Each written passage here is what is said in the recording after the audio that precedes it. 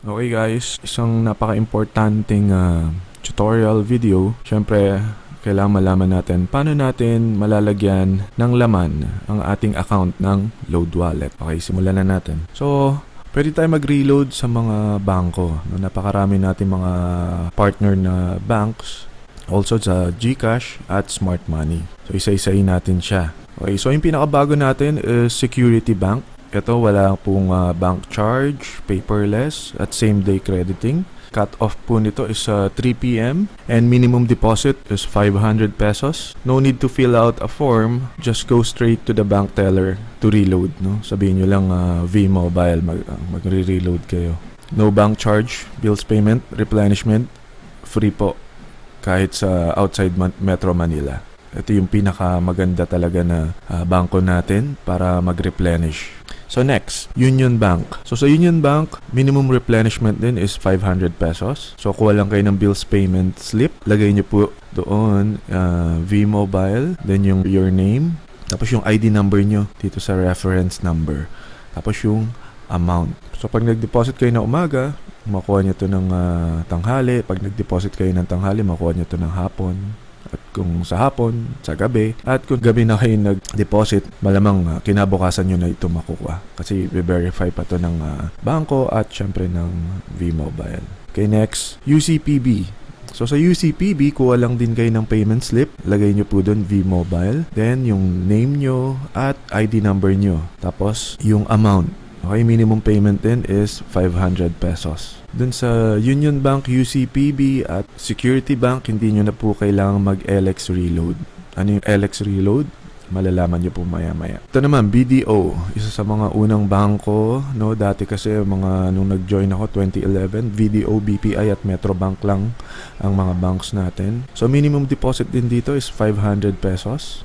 So dito iba naman. Makikita nyo po rito, kuha po kayo ng cash deposit slip and nakalagay po rito yung account number ni V-Mobile. Then lalagay nyo sa account name is V-Mobile Technologies Inc. and yung amount. So ito po yung magre-require ng LX Reload command or LX Reload notification. Huwag nyong kalilimutan din kunin yung resibo nyo sa teller. So kapag tinignan nyo po yung quick guide natin, yung kulay green, yan po yung number 2 natin. Makikita nyo po doon yung dito sa number 2, bank deposit, yung account number ng BDO, BPI at ng Metrobank. So yan po yung isusulat nyo dito sa account number. Okay, hindi nyo po account number. So kahit wala po kayong bank account sa BDO pero kayo mag-deposit sa bank account ni V-Mobile. Then kailangan po nyong i-LX reload ito, no?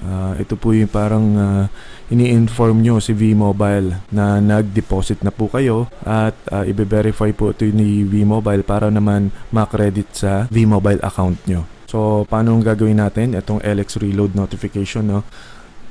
So pag nakuha nyo na po yung cash deposit slip, kaya immediately text nyo na po si V-Mobile, no? So itong gagawin nyo, LX space, reload, then yung ID number nyo, slash, importante yung slash. So dito po space, no? Kailangan may space yan dito. And ito naman dito na magsisimula ang mga slash.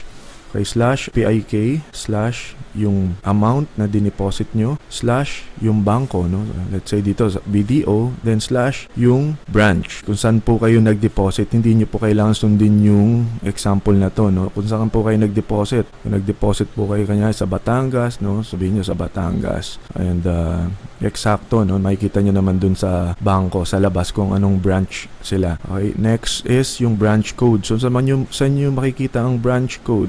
Doon po sa cash deposit slip, no? Katulad nito, andito po siya sa lower left corner. 3 numbers po siya. Then yung account number, okay, na ginamit nyo na ito po yun. Account number, makikita nyo rin yun sa cash deposit slip. Then yung date, separated by dash, slash, yung time. So yung time, dito nyo pa makikita yan, date and time. So kasama pati yung seconds. So send nyo po siya sa gateway numbers natin. Ang mga gateway numbers natin, again, makikita nyo po sa kulay orange na quick guide natin. Yan po yung number 1 natin. So nandito po siya. Okay. Ito yung mga initial gateway numbers natin. Or dun sa mga inassign na gateway sa inyo ng system natin. So next, ang BPI naman. So ganun din, deposit slip. I-deposit kayo sa bank account ni V-Mobile Technologies Inc. So lalagay niyo po yung pangalan niyo dyan and yung account number niya.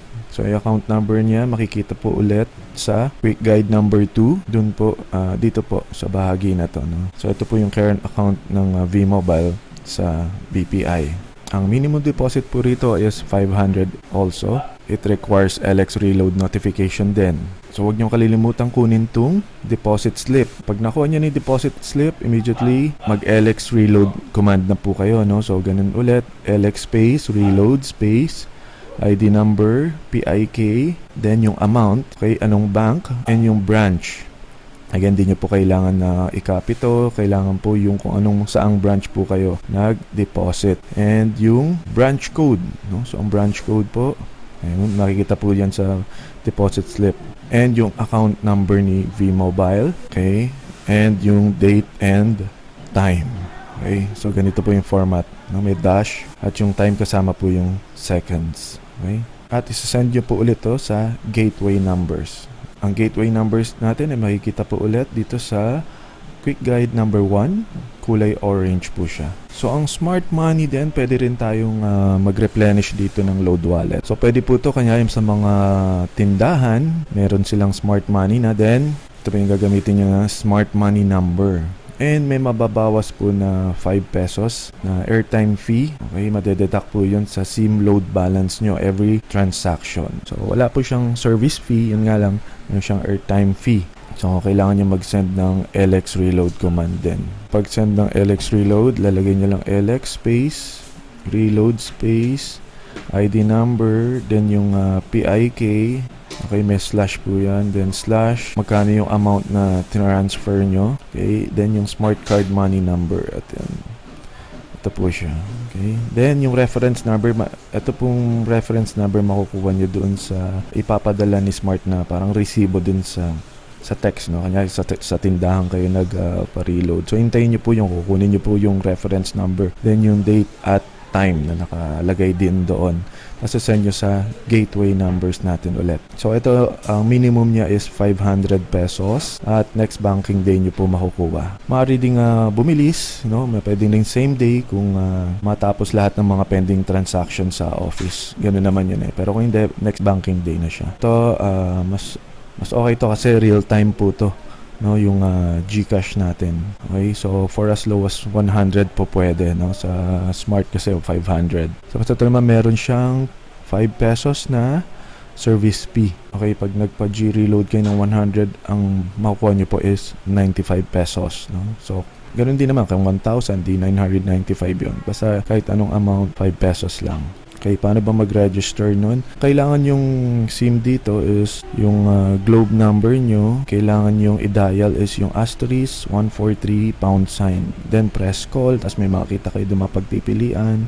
Selection nyo po yung GCash. So ito yung ginagawa natin kung wala pa kayong GCash na account, no? Then select nyo yung register. Tapos ito ilalagay nyo po to, no? Mag-designate ka ng 4-digit MPIN, no? Name nyo, last name nyo, mother's maiden name. Tapos yung complete address. Tapos makakuha kayo ng confirmation text from 2882 na successfully registered na kayo sa GCash. Okay, so paano nyo malalagyan ng pondo yung GCash nyo? Okay, so pwede sa mga bangko, okay, mga GCash outlet, business center. So makaka-receive din kayo ng confirmation text nun once na pumasok na sa inyo. So ito yun, pwede kayo sa business center ng Globe, Villarica, Tambunting, mga SM department store. So paano na yun, no? Kanyari nandun na yung pondo sa GCash nyo and gusto nyo nang gawin siyang load wallet. Okay, so ganito yung gagawin nyo. So ilalagay nyo lang po, magte-text lang kayo ng command na LX space G-reload space user ID nyo, then slash PIK slash amount slash yung GCash mobile number nyo. Okay, ito po yung sample. So hintayin nyo lang po yung text ng Rudic Stream. So ito po yung pag na-receive nyo po yun, ito po yung makukuha nyo na V-Mobile Technologies Inc. So ito po yung makukuha nyo.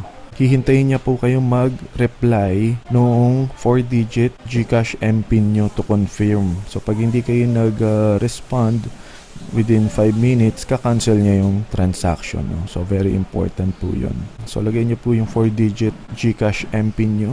So real time po ang credit nito. dun sa V-Mobile account nyo. So 5 pesos po yung madideduct dun sa amount na dineposit nyo o nireload nyo. So yun po yung replenishment natin sa banks at sa GCash at Smart Money. Okay, thank you.